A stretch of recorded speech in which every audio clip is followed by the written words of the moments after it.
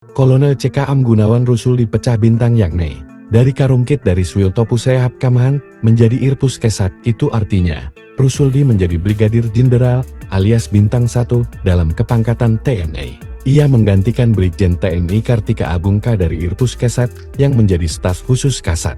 Puskesat merupakan salah satu cabang teknis TNI AD yang bertugas membina kesehatan prajurit PNS TNI AD beserta keluarganya. Kolonel CKM Gunawan Rusuli sempat viral namanya saat ditegur Mayor Teddy, ajudan Presiden Prabowo.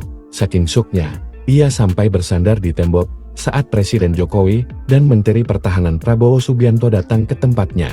Padahal Dr. Rusuli bukanlah orang sembarangan, dia adalah dokter militer dengan pangkat kolonel saat itu. Artinya saat itu Dr. Gunawan yang ditegur Mayor Teddy itu berpangkat yang lebih tinggi dari ajudan Prabowo Subianto itu.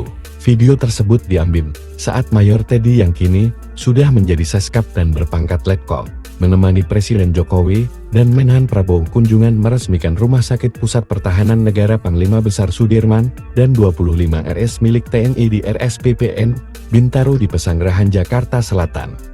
Senin 19 Februari. Dalam video yang viral, Dr. Gunawan berjalan berdampingan dengan Jokowi. Ia mencoba memberikan penjelasan tentang beberapa hal yang ada di rumah sakit tersebut. Namun, tiba ia ditegur oleh Mayor Teddy. Entah apa yang disampaikan. Sang dokter sampai bersandar ke tembok dan menegadahkan kepalanya. Video ini viral dan beberapa netizen menganggap apa yang dilakukan ajudan pribadi Prabowo itu berlebihan.